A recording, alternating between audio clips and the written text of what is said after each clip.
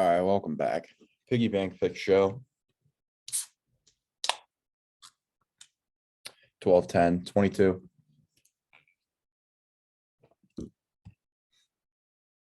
I've won way too much money this week to feel confident in anything I'm saying. I feel like I'm bound to go frigid. I don't know.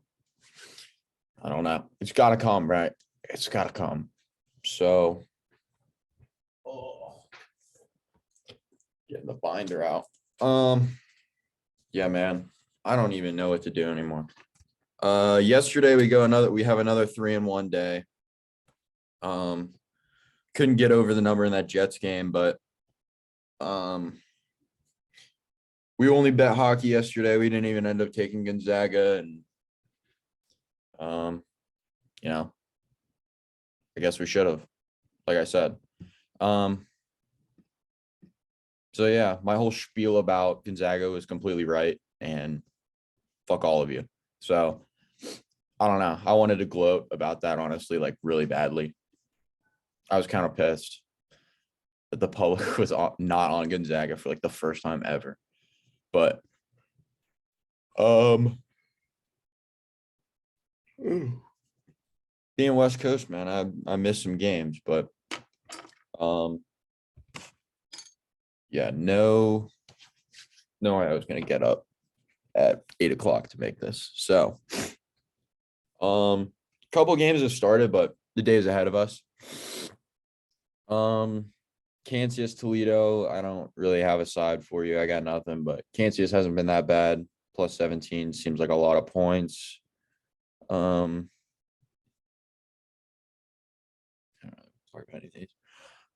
NC State. I personally don't like either of these teams very much and don't think either one's very good.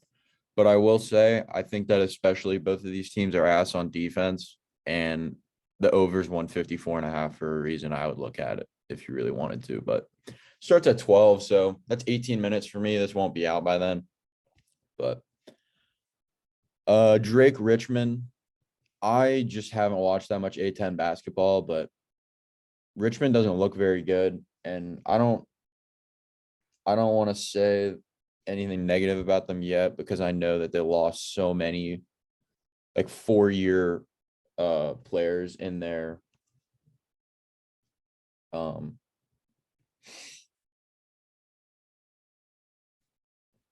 program that were just there for a really long time and got out of there. But why is Charlotte playing Detroit Mercy again? LSU Wake Forest. I like Wake. I don't like LSU at all, but I could see why LSU's defense or maybe the pace would be a little too much, but I think Wake Forest will be comfortable. Purdue -8 in Lincoln.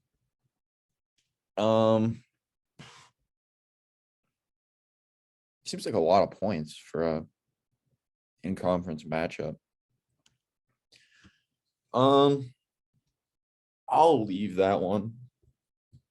But Purdue -8 does not look bad.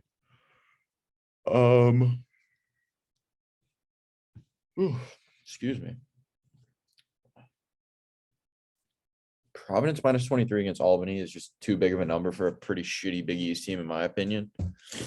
But Albany's pretty horrendous this year.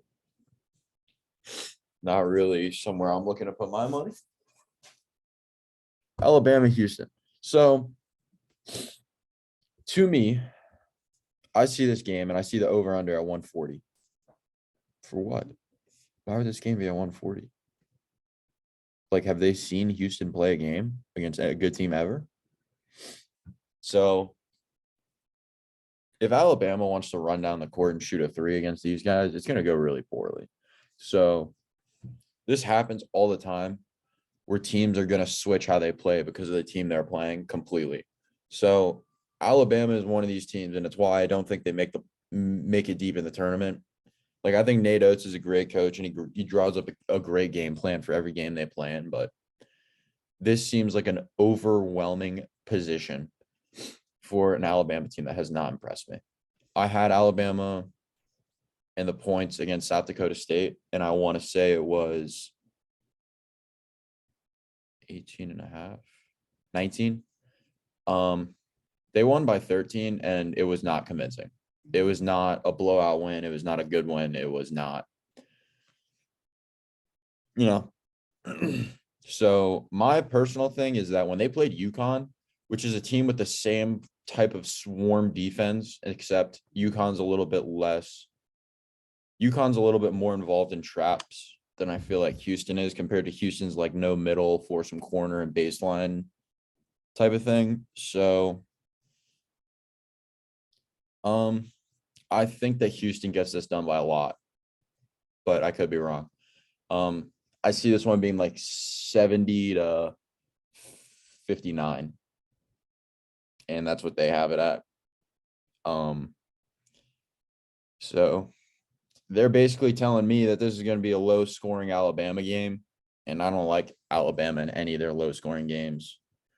Like this UConn game only got to 149, and I say only because like UConn runs up the floor too. So both teams are aggressive and foul.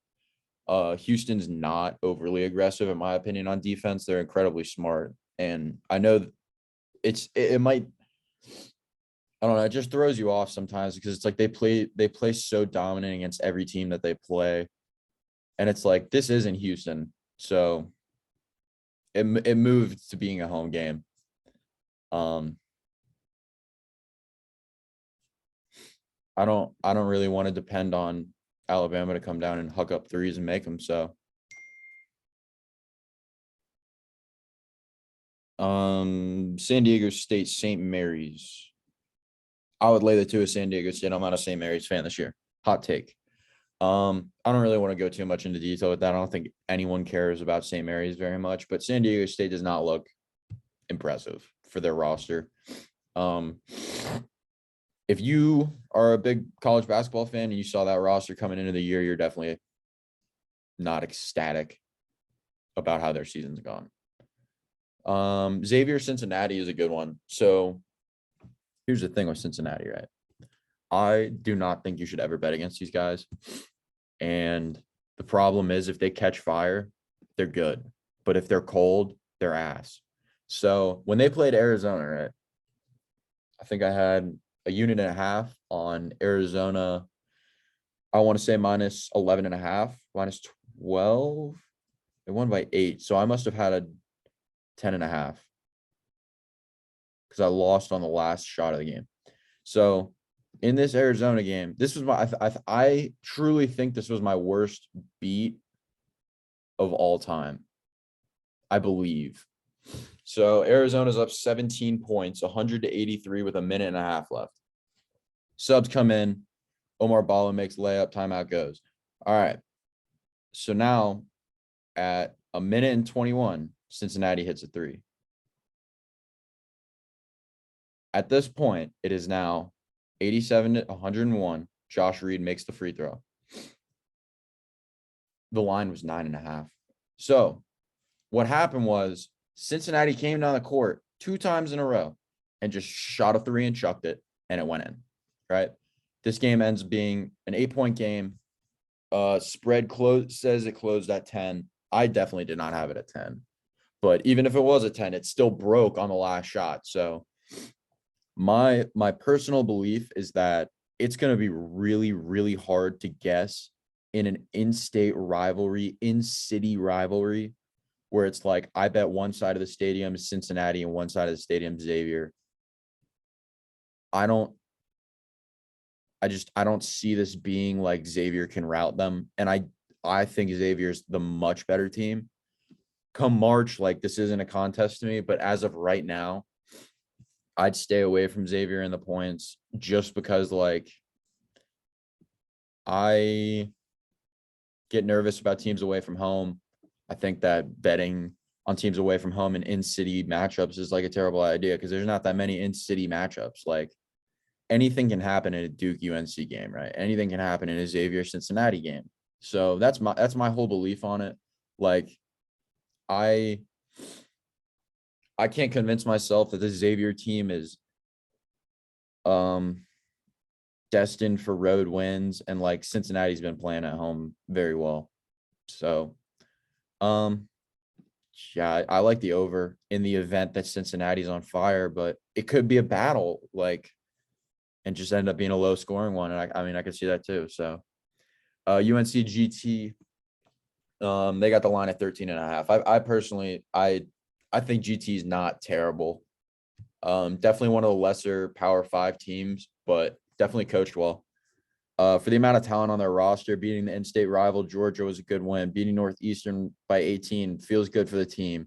Going out and playing Iowa and competing, it feels good for the team, you know.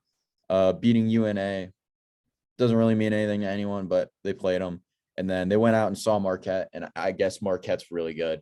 So that's that. I mean, that's a good last 5 games, in my opinion. 2 games to go out and get yourself easy wins and kind of figure out some offense with the new guys. And then an in-state conference rival to boost your confidence. UNC's now dropped 4 in a row.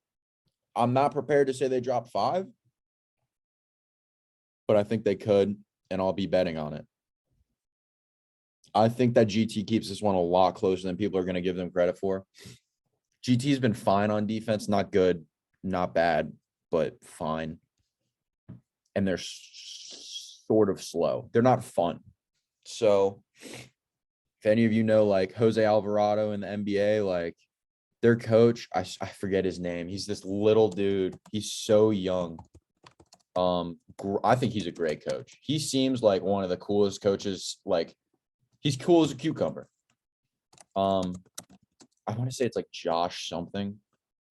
Josh Pastner. Yeah.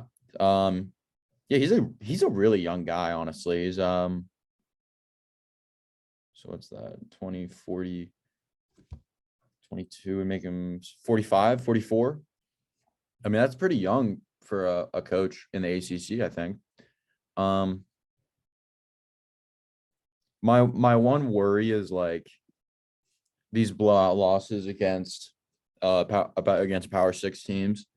But the other thing is now it's the ACC. So before it was like tournaments, you know, out of conference. GT's seen these guys. Like, they're prepared for them every year. This is nothing new. And I think they can roll in there and win that game if they're careful. Because I think UNC is so lost on their high horse. I think that's what it is. Because I don't think that any of us can look at UNC's roster, their coaching, and be like, that's the problem. I don't think Hubie's excellent, but if you're going to sit here and tell me that Hubie's done literally nothing to make that team as good as it was last year, you're wrong. So I don't think it's Hubie. I don't think it's the roster. They got to get off their high horse and start playing real basketball. They cannot play like this. Caleb Love is not making these shots that he was in the tournament. Like, it was a great run, but this is not your team. This is not your identity. Like, they got to put Armando Bacot on the bench. They've got to put Leaky Johnson on the bench. They've got to start these young guys, and they've got to, like, wake up their leaders and say, yo, like, Armando, if you're not going to play defense, you can't play for me, because that is how it works. So I'm a little worried that there's just no discipline going on, maybe, because I've just never seen, like, this is not like the Rams hangover in football, right? Like, the Rams came back and had like the most unfortunate season ever, right? I feel like UNC just came back and looked shitty. So I don't think this is a hangover. I think it's they're riding their high horse out of the from the offseason. I don't know. You pick up the number 1 transfer portal guy and return all your starters. It can't get better, right? They were AP number 1. They didn't deserve to be at all. No one thought that they were the number 1 team in basketball for real.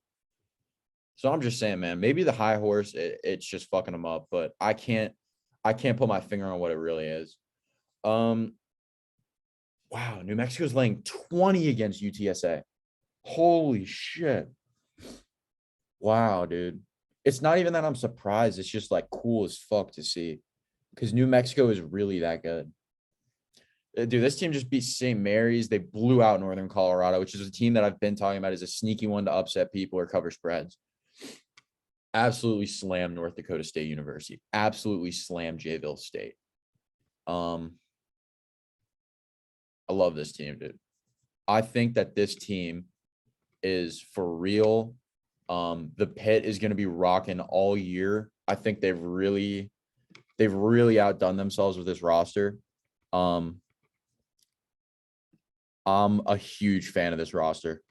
Jamal Mashburn Jr., if you don't know who Jamal Mashburn is, played in the NBA. His son's pretty good, damn good at basketball. He's been there hooping. And they have, I don't know how many of you guys are, I don't know. So when I was younger, I played basketball and I always wanted to, know who the best high school players in the country were. And they were like celebrities almost, like Mikey, Mikey Williams is like famous now, stuff like that. This guy, Jalen House, was like that guy when I was young. He played in for a school called Shadow Mountain, like not that far from me. And he was just that guy. And I mean, between him, he's actually turned out to be a very good point guard, like later in his career. He's great on defense, decent shooter, gets to the bucket.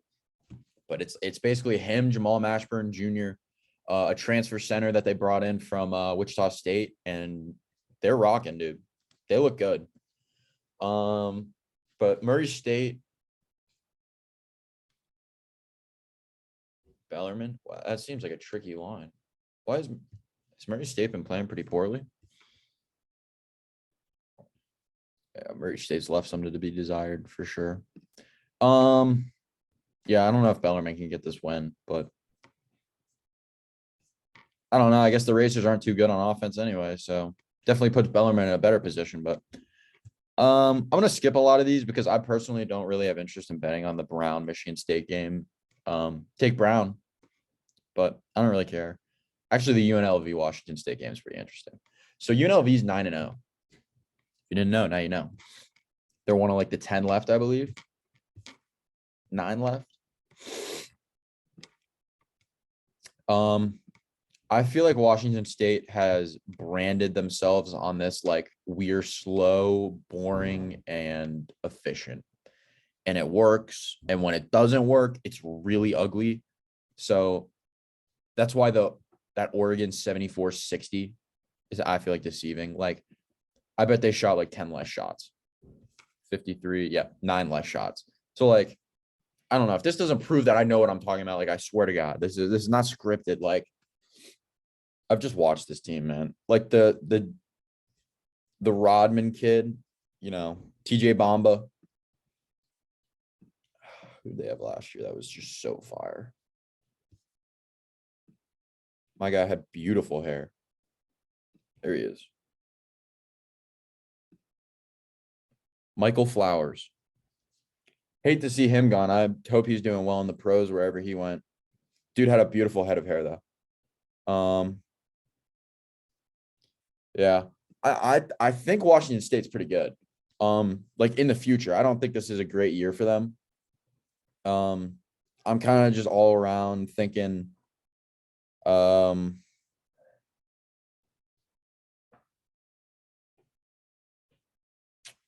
I mean, it's not the year for them.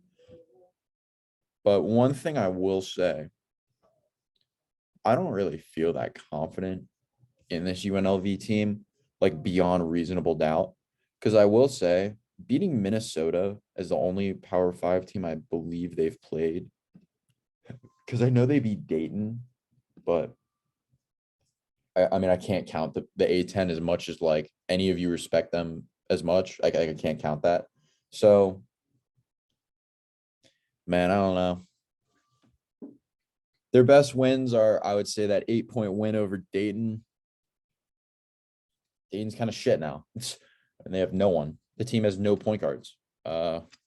Minnesota by 9. I really think Minnesota's bad. I think that Minnesota is one of the teams in Power 5 below the Power 6 threshold, where it's like we should be concerned about going forward if they're going to be able to build a program. Kind of like Northwestern football vibes, Rutgers football vibes, or like USF football vibes. Like, is this program going to die here? Because it might. UNLV is not an exciting team. Their celebrations in their arena are awesome. The Las Vegas crowd is amazing. But at the end of the day, this is not an exciting basketball team. So I see why the line's so small because I kind of like Washington State, just me personally. It got moved. No, it didn't get moved. It was always in Vegas, but I think it was never. Oh, wait. UNLV's arena can't be called. It's not the MGM. It's not. It's not the MGM. So the MGM Grand Garden Arena is what I'm thinking of. It's what you're thinking of, like the MGM Arena. That's not their home arena. So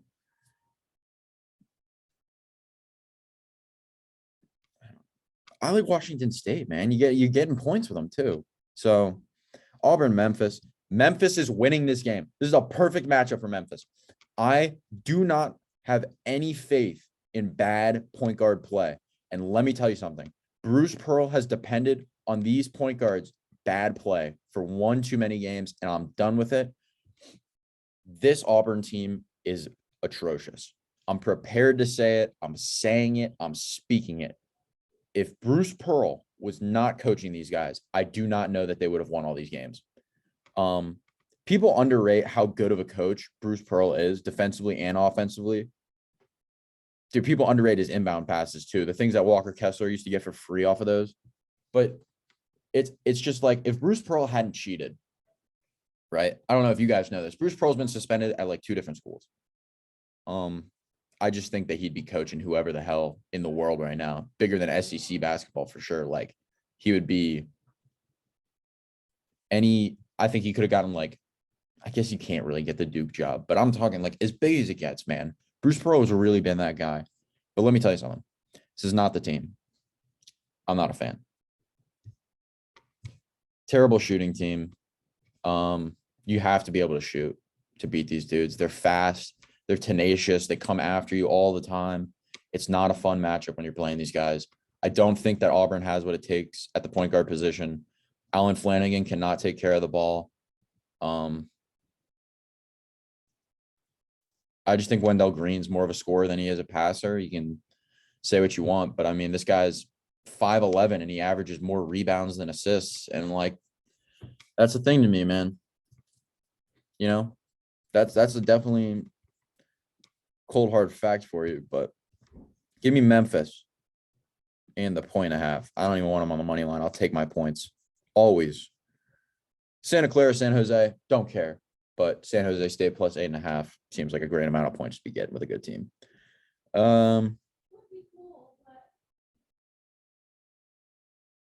always wonder if it can be heard in the video. Butler, Cal. I'm not laying 9 with Butler. What the hell? This line sucks. It's like these lines must be really accurate because I can't make anything of them. South Dakota State's only laying 8 against Eastern Washington. Eastern Washington beat Cal? Oh my God, dude. Bro, I don't know about any of you. I'm from North Carolina, man. Tell you something right now. I have high expectations of what Cal Berkeley looks like. Aaron Rodgers went there. It's like a top 5 school in the country. How can these guys not get a good enough basketball team to beat Eastern Washington? You gotta wonder.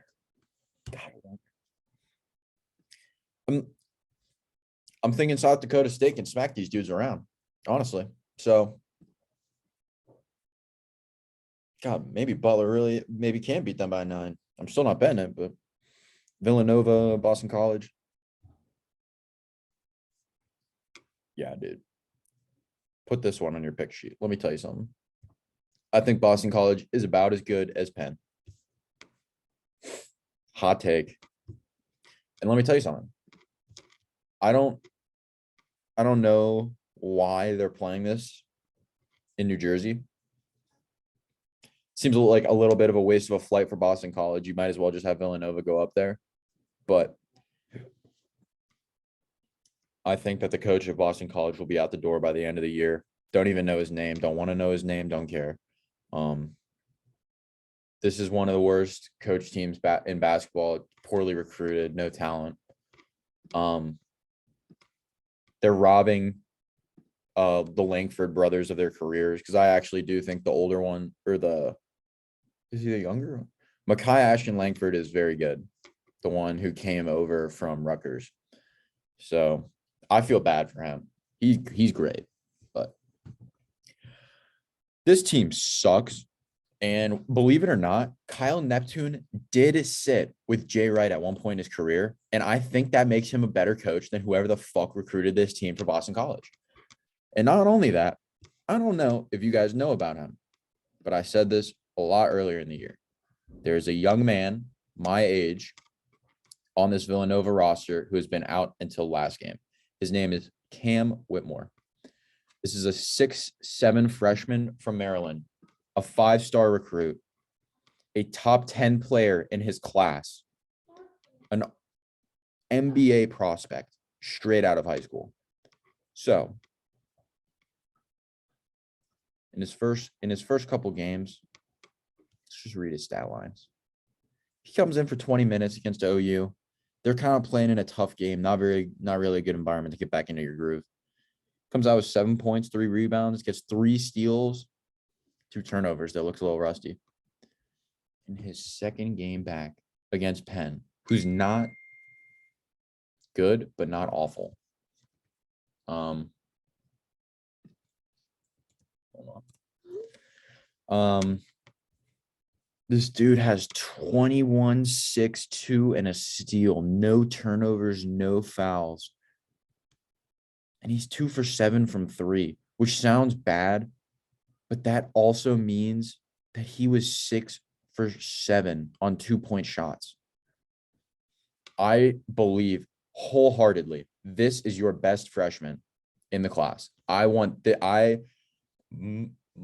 My entire fate on the line.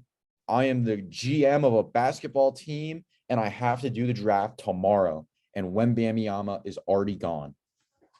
This is the man I'm drafting right here. And you'll see it. I swear to God, you'll see it. I'm waiting for this because I don't think it's going to happen against BC where he comes out on the national stage and really cements like, okay, well, whatever happens rest of the season, he's top 10. Because that's how it kind of goes, right?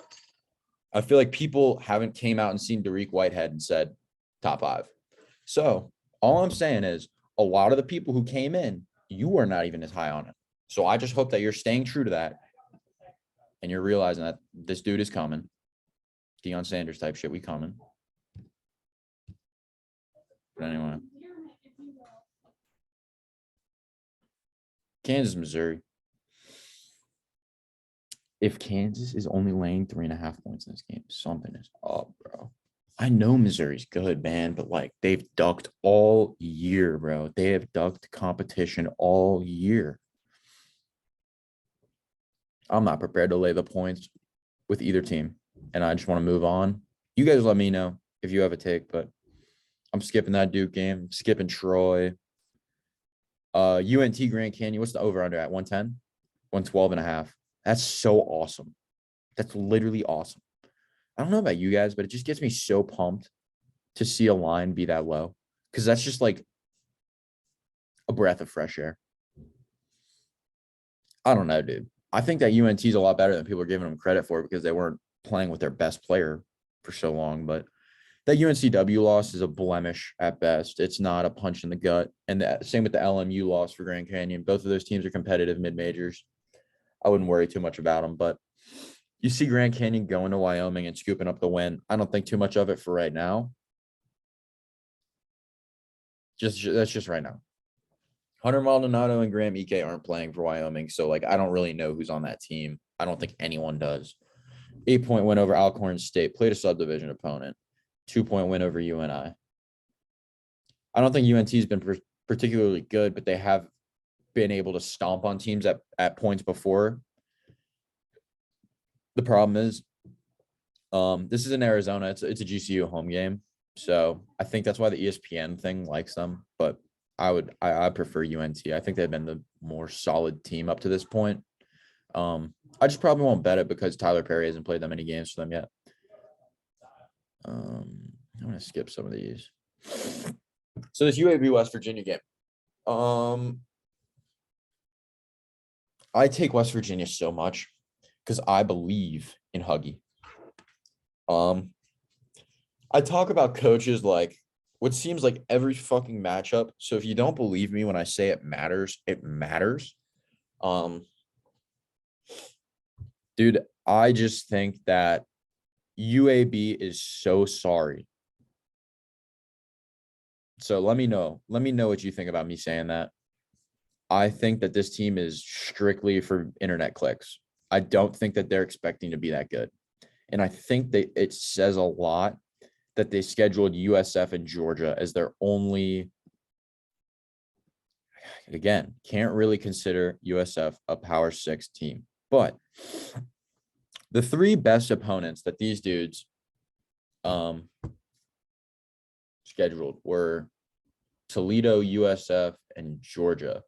And honestly, Jacksonville or USA might even be as competitive a game as a UCF game anyway. So for me personally, I really do look at this and say,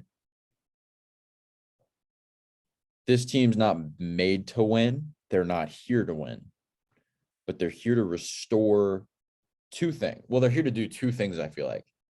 Put Gaines and Walker in the pros somewhere around the world, get them famous, and then two, get the attention on the school. So I have a lot of confidence in Bob Huggins. And I absolutely believe that Morgantown is one of the worst places to have to travel as a basketball player.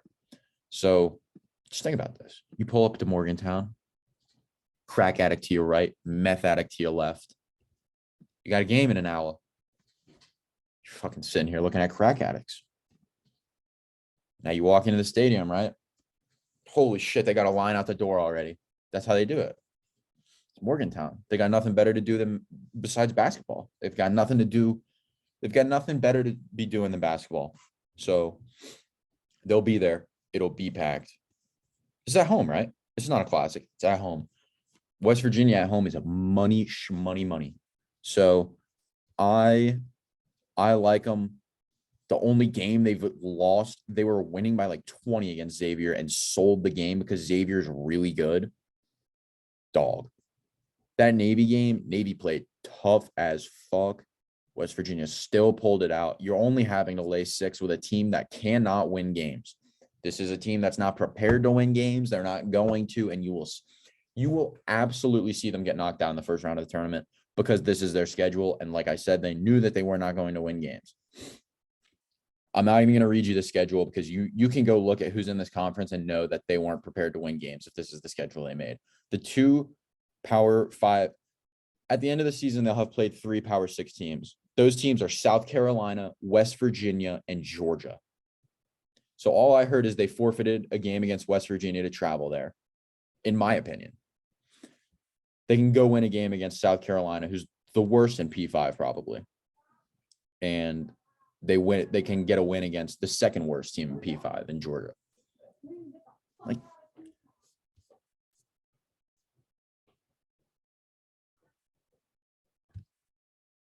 Like, get out of here, man.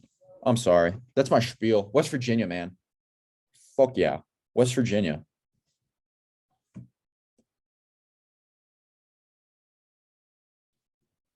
Seven and 1 Western Kentucky, huh? Worst spread team of the year. They're 3-3. They're better than Arizona. Probably wouldn't be if they played more games with a spread. Haha. But oh, brother. Oh, what's going on in Western Kentucky, huh? These dudes play so well at home. If you've never seen a Western Kentucky home game in Bowling Green, Kentucky, Jesus fucking Christ, they are awesome. I remember last year it was Western Kentucky versus Eastern Kentucky right after the super sad hurricane. It was so awesome. They raised like a shit ton of money too. The place was literally rocking. It was awesome. Such a good game. You get Wright State going over there. Wright State is ass this year because Tanner Holden left, and that was the team. So they're now dropping games to Youngstown State, Robert Morris. I guess they still beat the Damian Lillards of the world at Weber. UCR dropped that one. They beat ACU. It's a great win. So here's the problem with Western Kentucky, man. When they played Akron, Akron sunned them. But then they went and played Tulane and they beat Tulane. So it's like, I don't really take much from an Illinois State, South Carolina State, or Austin P matchup. I don't know what to really draw from that. So I guess at that point, I can't really speak too much to it. But I guess I like laying the 8 with them. Nevada's taking on Oregon. They put the under around 140. Yeah. I think you can get over 138.5 in this one, actually. Nevada's just really bad on defense, in my opinion. Like, I think it'll start to show a little more. But I think their defense is actually pretty bad. I think they get a little more credit for it than they should. But I also think Oregon's offense is a little bit better than people are giving them credit for. These are a lot of really, really bad matchups for scoring points. Like, in general, playing UConn, you're not going to score that many points if you can't get hot. So UConn steamrolled them. MSU 74-70, about what you'd expect from a Tom Izzo matchup. Villanova 74-67 win. You can't ask for more than 74 points from a team against Villanova. 74-60 win against Washington State. Like I just said, they love to slow it down and just, I don't really know if they ever speed it up enough to win the game, but like they go to UCLA and get a dogfight with them and fucking piss on their shoes, but lose it by 9. So I like them to come home and just fucking lay the hammer on the boys from Reno. So, yeah, I'm not confident enough to say that laying the hammer is more than 8 points, though, because I feel like 8 points is a convincing win against an 8-2. Like, this is a great Nevada team. I mean, I've been on the show multiple times saying this is a great Nevada team. I like the over. I think both teams are going to be able to get some points up. I don't think the tempo should be too much of a problem because I think Nevada will be able to hit a couple shots. Monmouth, Princeton. All right. My boys, the Arizona Wildcats are going to Indiana. If my boy Theo is watching this, which I know you're not, I'll speak with my chest. Bro, Indiana is trash. Please listen to me before I tell you this. They are literally going to be a fringe NCAA tournament team, and maybe they even make the best run of all time. I don't give a flying fuck. These guys are trash, bro. I'm sorry. I'm not a fan at all of what Indiana has to bring to the table. I do not know why there's so much hype around the same team that has failed over and over and over again, just because they brought in one freshman. If you go on ESPN, flip between the statistics from 2023 and 2022, they're the exact same players. It's the exact same team. Do you understand? Like, this team is not any better than it was last year. Like, if you can't understand that, then you aren't on my wavelength. That's the problem. I know that they added a couple pieces of talent down the roster on the bench. They haven't shown me anything. Have they shown you anything? The team is Trace Jackson Davis, and when you bet on them, you're thinking of that man. So, Jalen Hood-Schifino, sure, he's a 5-star. The dude averages 9, 4, and 4, and he shoots 37% from the field. I believe in him full-heartedly. I think he's great. Pure talent, absolutely going to the NBA at some point. He'll be a great wing. When I say that, I don't exactly say he's going to be an all-star or anything, but, like Julian Strawther, like I was saying yesterday, just prototype. ESPN just went down, if you couldn't tell by me looking down. So, moving on to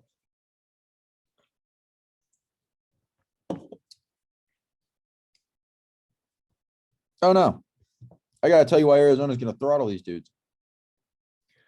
All right, if you want to beat Arizona, you better shoot the fucking 3 ball. You better shoot it lights out.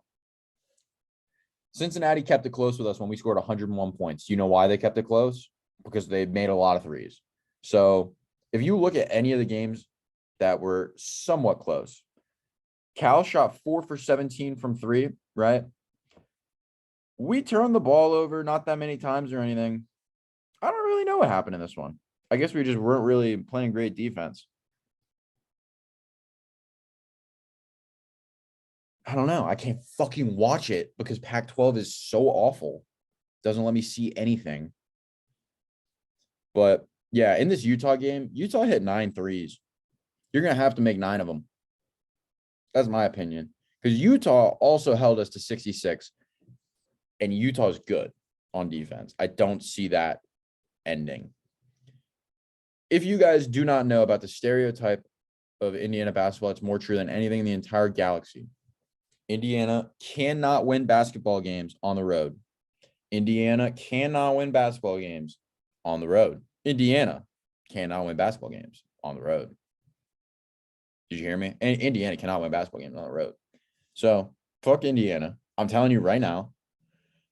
I think Azuolas Tubelis is the perfect matchup for Trayce Jackson-Davis to either get him in foul trouble, 2, run him around the court and get him tired, 3, make Indiana do something that they haven't had to do before. And I would just want to see if Mike Woodson's good at his job. Because honestly, I've come on this show, I've gone out and I've gone on Twitter. I've said it all the time. NBA coaches cannot go back to college. It is not the same. You lose that touch. You lose that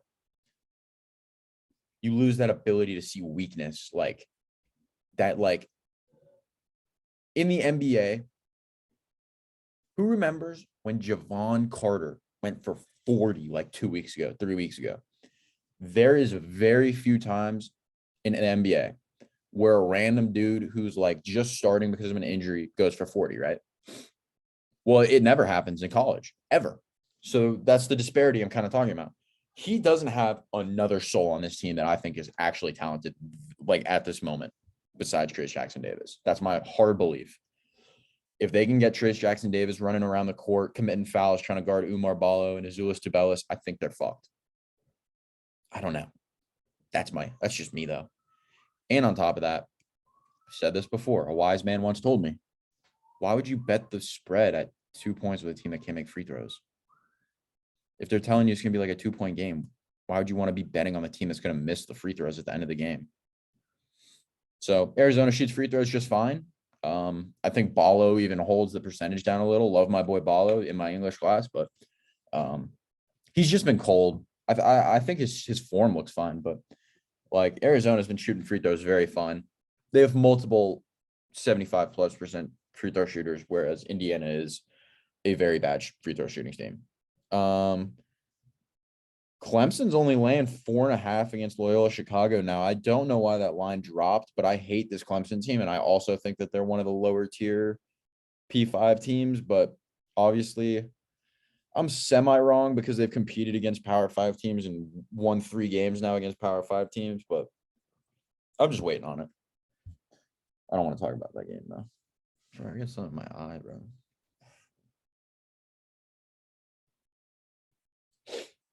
Boise State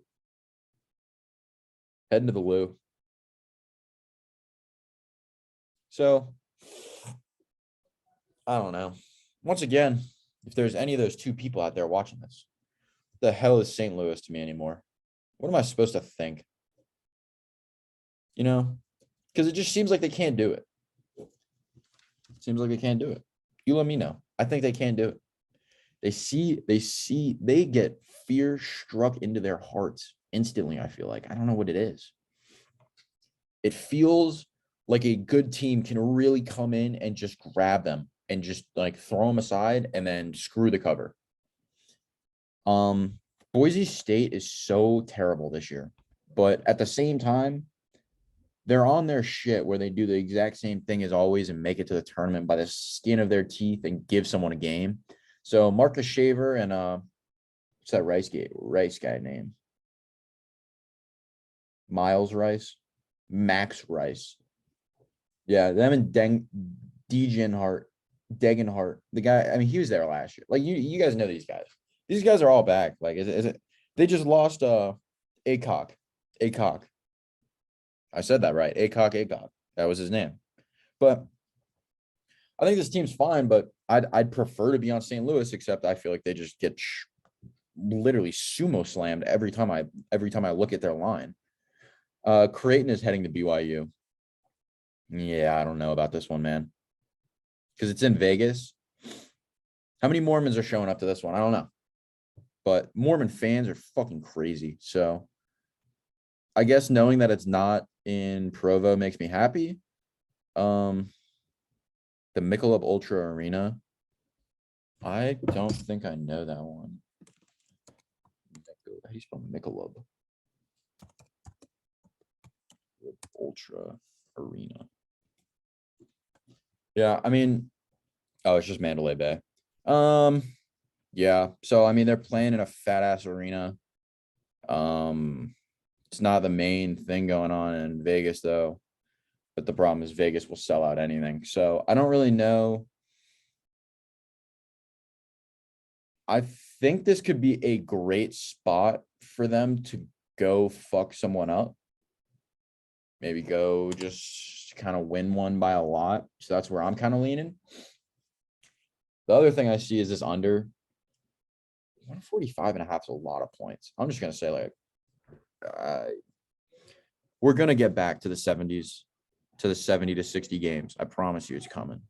It's just like right now, teams are confused on defense. They're fouling, a lot of turnovers. So it's like games either go super over, super under.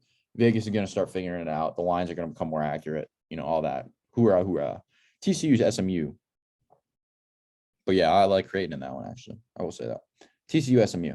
I'm not sure if Mike Miles is playing, and I'm not sure if it matters. SMU is miserable. SMU is terrible. So let me tell you a story about the downside of the portal, right? This SMU roster is the downside of the portal.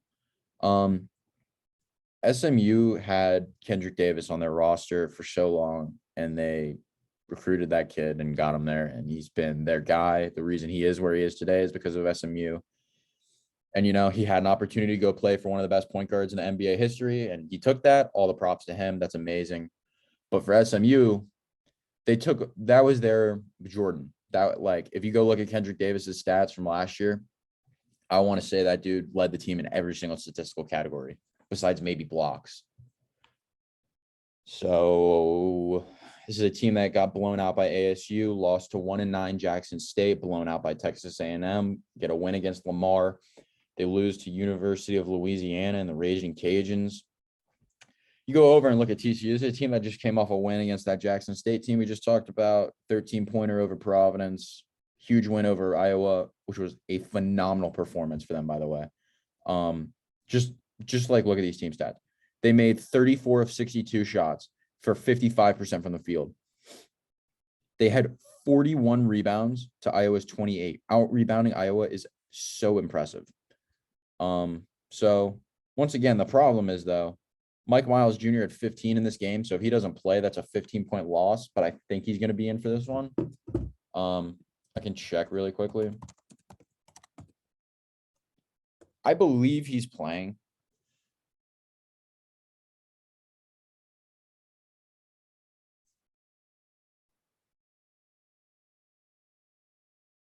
No. So it's only talking about his old one, and I don't even know if it's the same injury, but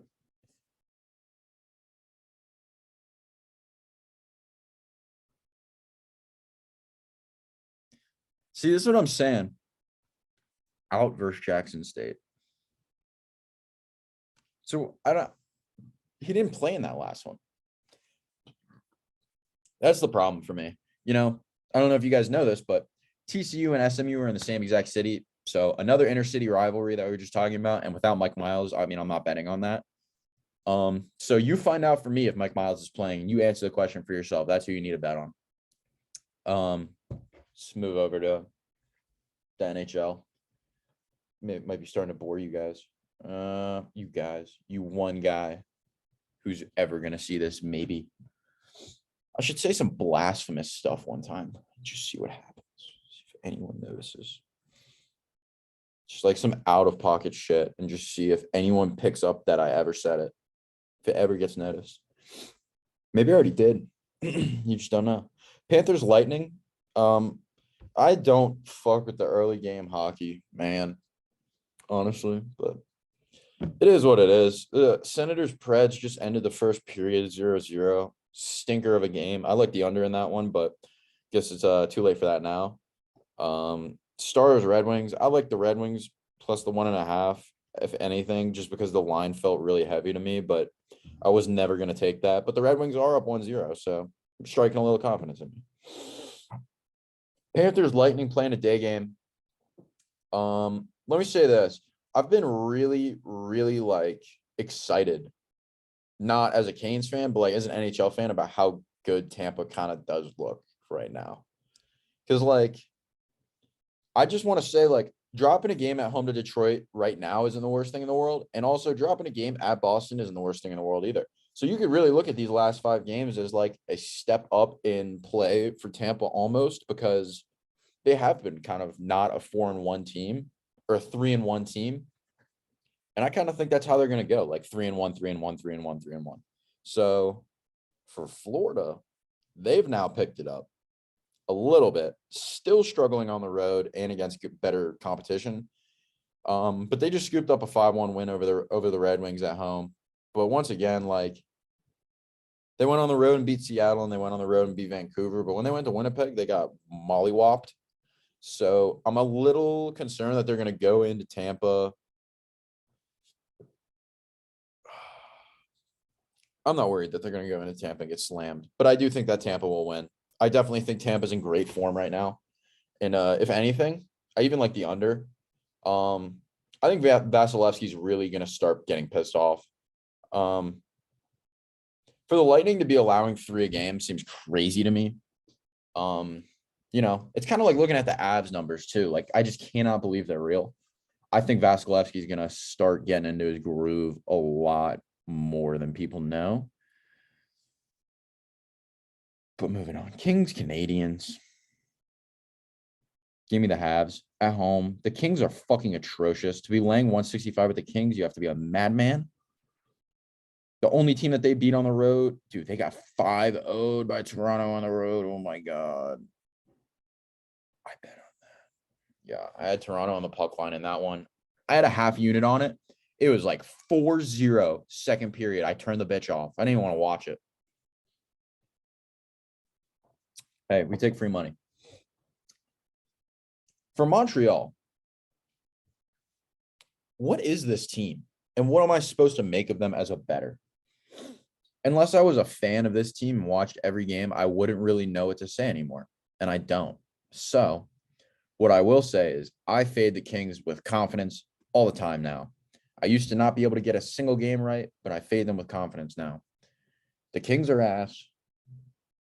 I'm not laying on 165. Give me the Habs, if anything. Sabres, Penguins again tomorrow night. I'm telling you right now, holy shit.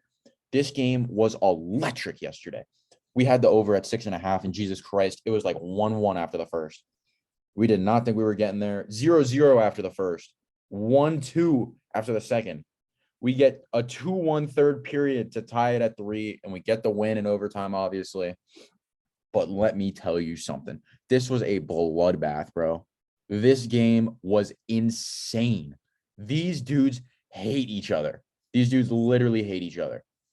I love hockey and I love the competitive nature, but I'm such a fan of these huge back-to-back matchups where it's like you're gonna fuck with us tomorrow night too. Like, keep the same energy on to the next one, right?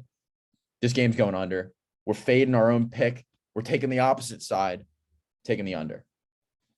I think it becomes an all-out war, and honestly, well, that's the thing though, because the tired legs make me nervous every time I bet an under. I still like it, but now that I just said that to myself, I'm not going to exude as much confidence about it as I just was. But for sure, a great game last night. For sure, going to be a great one today again. I love watching Sabres games. I don't know about anyone else, but like when the Sabres come to play, they're great games. They're just overly aggressive. The forecheck's pretty awful, but when it works, it's a free goal. So it's pretty cool. Flames, Leafs. I don't have much to say on this one. I don't really have a side because I don't want to lay the minus 170, but I would look into the puck line if you can get extreme value for it. Throw like a half a unit on it and 5-0, 4-0, 3-1, 4-2. They've covered the puck line a couple times in this past week. I'll be looking at it for sure. But my Canes are going to New York. I do not know why we're minus 140. We just lost to the Ducks. We are trash sometimes, and I'm worried. But get New York off the back-to-back. But they were in New Jersey. Like, they were down the road. So, I know it's a back-to-back. I don't think they'll be extremely tired. But at the end of the day, I don't see a damn possibility of this one hitting 6. I think we might get swallowed again, but I don't think the last time we met, it was in Carolina and they 6-2'd us, but I don't think they're going to steamroll us again, personally. But I like this to be like a 3-1 Canes game, maybe 3-2 at best. I don't know. I'm not too confident we win. I also think that it could be 3-2 Islanders. So I don't know. I'd have to look more. But it's just like I know the Canes look so like 14-6-6 is such a you just don't want to be a Canes fan right now, man. We could easily be in first. I don't know why we have this drought going on, I feel like. But last game of the episode, God bless, we made it. Wild Canucks. What do you guys think? Because I don't understand how Vancouver can possibly be favored in this game, and that definitely makes me think that they're going to win. So here's what we're going to do. The over is only at 6.5.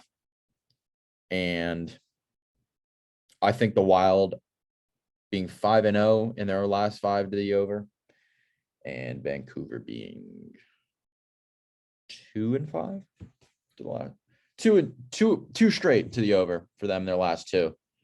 But the real thing is, whenever I see 3.89 goals allowed and 3.19 goals allowed, but they're also scoring 3.59 a game and 3.08 a game, I would expect a 7-point over under now.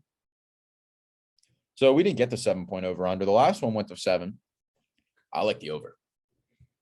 I also like the Canucks because the Canucks are putting the puck in the goal finally. But God bless, the show is over. I don't know if you're feeling that way too, but I feel like I've been sitting here for an hour. I have. Let's get the hell out of here. Appreciate it. Best of luck. Yeah, please start letting me know in the comments like what you're taking. There's one person who watches all of these, and I want to know who you are. So let me know, man. Let's get out of here.